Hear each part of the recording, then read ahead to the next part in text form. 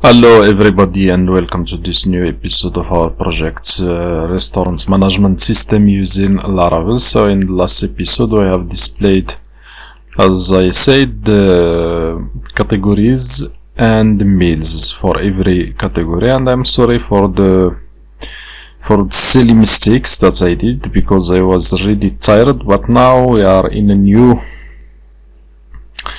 day. I am drinking my coffee and I'm feeling great. So let's start and add the form. As I said before, we will have a form down here which will make us, when we choose a table and choose one item from the menu or two items, then we will have a form here which will include price and what is the price, and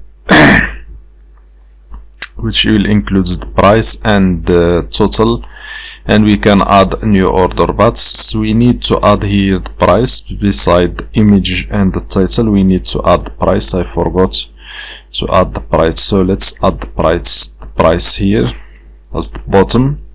I will copy this line and paste it here. So let's add a class to this one, which is text muted, and here we will display the price and we add a $sign. So let's check and see what we have. So if we refresh the page, so now as you can see we have here the price beside the item. So let's move and add form. So the form will be here outside the, so I think we have, it will be down here. So we have a row. Inside this row you will have a call sm of 6 and we give it mx auto. Inside this one we will have the form. So we already have the form tag.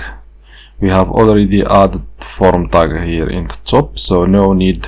So this is the form. We will add just the fields that we need. So the first one is the field which will take the, which will be the server, or the, it will be the waiter. So the select box will take form control, and for the name it will be servant's ID, and ID we don't need an ID here.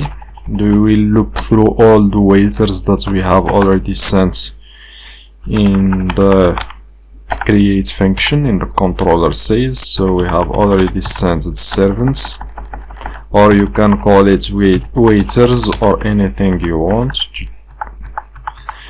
And here inside the inputs you will have the option and first option. So let me add the first option, which will be outside of the for each loop. So the first one for the value will be null and will be selected and disabled, and inside we choose a servant or a waiter or something. You can call it anything you want, and here inside we have the option, and the value for the option will be servant's ID, and here will be the servant name. So let's check here, servant name. So as you can see here, the first thing we are displaying the waiter. So let's check and see what we have here. So as you can see, if we move down, we have here the select box with the waiters. So choose a waiter. So let's add the price field. So the price field will be a number input, so let's add input of type number, and we give it a name which is the quantity. So first we add quantity, not the price. Placeholder quantity, and down you have the placeholder, and we give it a class. For the type it's number, name the quantity, the placeholder is the quantity, and we give it a class. The class will be form control. So what else? And we give it a value just to avoid when we send when we have validation errors, we got the old value. And the next one will be the price. This one is for the quantity, and the price will be the price. Here we will add price, here price, and for the old is the price. So what else we have? Let's move and add the next one. The next one is the total. So for the total it is the same, just we change this to total, and here total, and here we have total. So just let me check what we have in the create controller, because I forgot the fields. So we have the servant ID, the quantity, the price, the total, payment status, and payment type. So next we have, and we will have also the change if there is any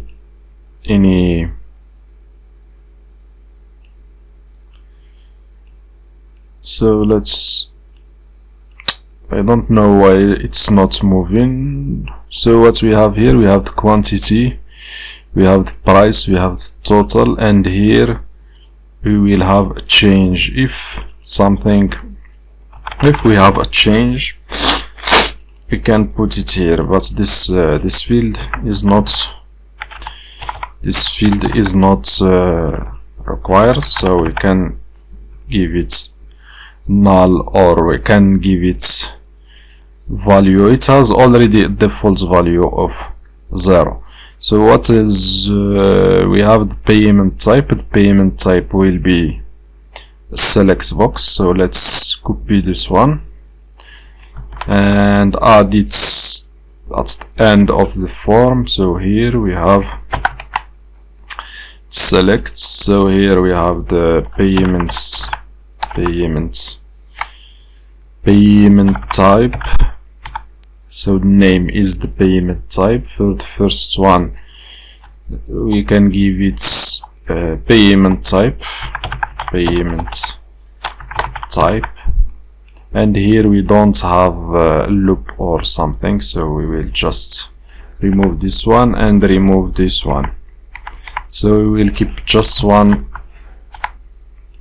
we will keep just the raw HTML, so we don't need the other, so we are not looping through anything. So here we have, for the first one, the value will be, the payment type will be cash, and here we put cash. Next one is card, and here we put card. Okay, so let's add the last one. The last one will be for the payment status, if it is paid or not. So payment status. So here we have paid, and here we put paid.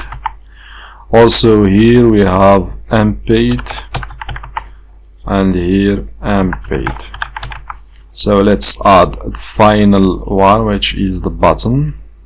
which will be inside form group, and the button will be of type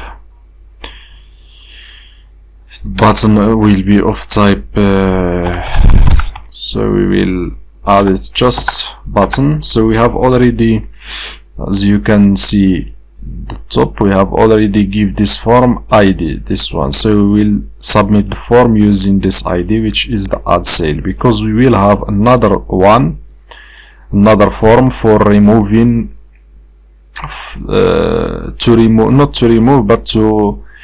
to print the tickets. So this form we will add it soon. So if we want, so we will display the tickets for each table, and we will have a button to print the tickets, and this one will take a form.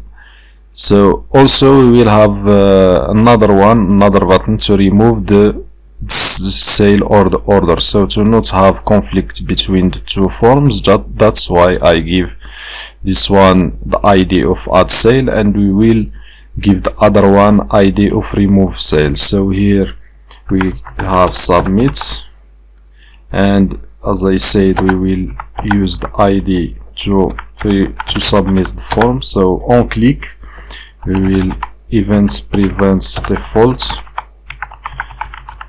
and what else, we will get the form by ID, documents.get elements by ID, and the ID that we did give form is the add sale, and we submit the form. So also we give form a class of beta n primary. So that's all. Let's check and see what we have, and before we test our functionality if it is working or not. So as you can see here, we have the waiters here, the quantity, the price, the total, and changed payment type and payment status. So let's check and see what we have. So I will choose, for example, the table number 1, and I will choose sandwich and pizza. So the waiter, I will choose someone here, for example this one, Jack. The quantity, it's 1, and as I said, the quantity is 1 for each item. So the price, I think that we have here $20 and $5. So we put 25. So here we have the quantity, the price is 20, and the total is 25. So the change is 0. Payment can put cash, and payment status is paid. So let's click on submit and see. Now the form is submitting, and see what we have.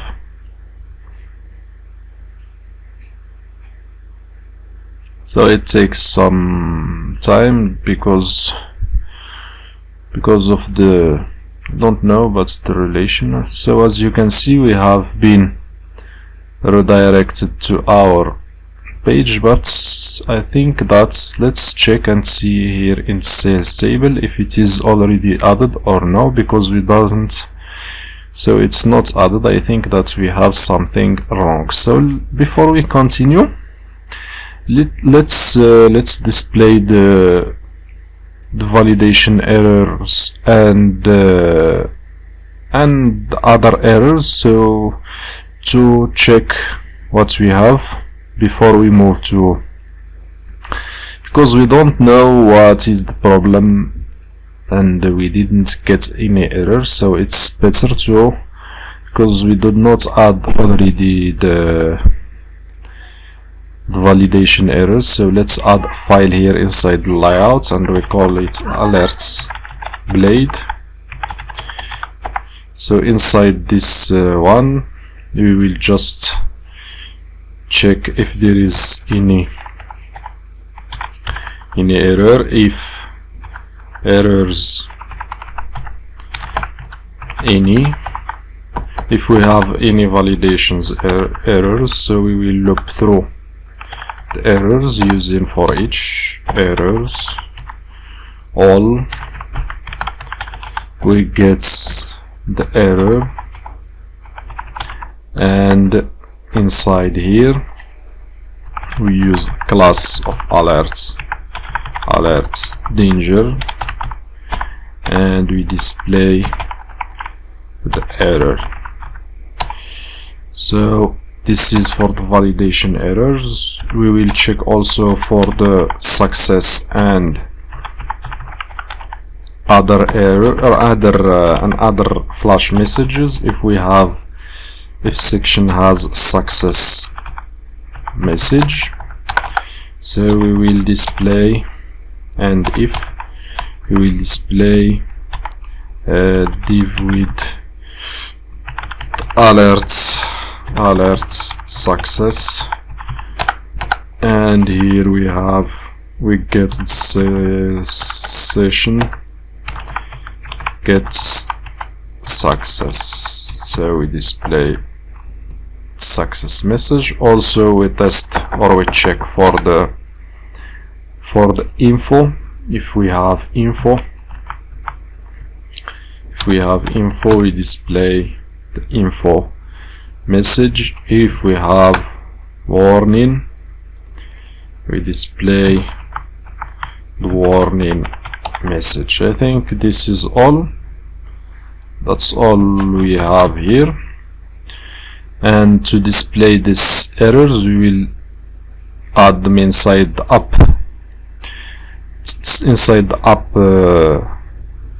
templates here to have to show the errors into all our pages. So here we will add a row, and we will add a call md of 6, and we give it max margin auto, and here we include the file from the layouts alerts. So let me save this one. So now we will check again and see what we have. So I will, as we have already let's choose the the waiter, and table is one. What else we have here? We have pizza, and payment type cash paid. So let's send and see what is the error exactly. So the last time we have tested nothing was added, but now we have so as you can see the servant's ID field is required. So let's check and see. Before we check, let's see here. Let's add some space between top and the bottom of this row. So we give it 3 margin top bottom of 3. I think we have as I said servant's ID. Let's check here what we have. Here we have a servant's ID. Let's go to the create page inside the form. So here it's the top, where we have here I have a typo. So let's send again and see what we have. So we have chosen sandwich and the pizza, and here Jack Sparrow, and here cash, and here paid, and submit. Now let's see what we have. The table ID field is required and servant's ID field is required. I don't know, I forgot to send the table. I think that I did not choose the table, but this error is still. So name is servant's ID. Where is the error? I don't know what is the problem. So here the value. So what is the error exactly? don't know what is the error. I think that everything is okay. So where is the, so let me check the code here. I have already it's the same that I have here is the same that I have done. I did not change anything. So let's refresh the page. I think that's it's only a fresh issue. We need to refresh our page and see what we have, but I think that it's working. Just some, we need to refresh our page and see what we have. So let's see what we have. So I will choose table 1. I will choose breakfast, and pizza is this one, and waiter is this one, and quantity is 1, price 25, total 25, change is 0, cash and paid, and submit. So let's see what we have again. If this time it will pass or no. So I have error, another one inside the menu sale. I think that's the base or table or view not found. Which one? You can run which menu sale. I have already a menu sale here. I have already, I forgot. I make it sale menu, so sorry for this error. So sorry for this silly error I have made. So here when we have added the relation between the two tables, as you can see here, we have already the sale has been added, but the relation is not made properly. So the name of the table must be menu and then sale, because it is ordered alphabetically as we have done here, the S and then the T, sale and table. So I don't know how I made this error, but I will remove this table. So just remove the table, remove this one, and we will add a new migration. I didn't realize this, and I don't know how I did that error, but okay, we can make a new migration, and we name it creates menu sale table, and creates menu sale. So this is the right name, so menu and sale. So let's check what we have again here. Creates menu sale class already exists. So let's check what we have here. I already have this one, the old one, so I will remove it. Let's go back to the database here, and here inside the migration I think that's, so this is the sale table, and here the sale menu. So I will change the name to something else, menu sale. And I will add the new one. So it's already says that I will change also the name of this class to create something, create menu. Just so I will delete this one. So we will use just the case. So let's add again. So this time it has been added. So let's check and see. So we have the create menu sale here, and the table is menu sale, and here we add the menu and sale, and we remove the old one that we have changed. So this is so we don't need this one, we remove it. So now that we have added the new one, let's migrate our table.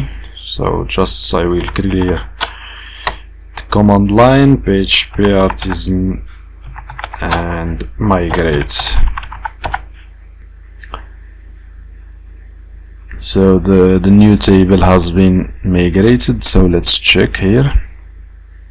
So it is here, menu sale. Let's empty this one. This is the sales that we have added recently. We will remove it.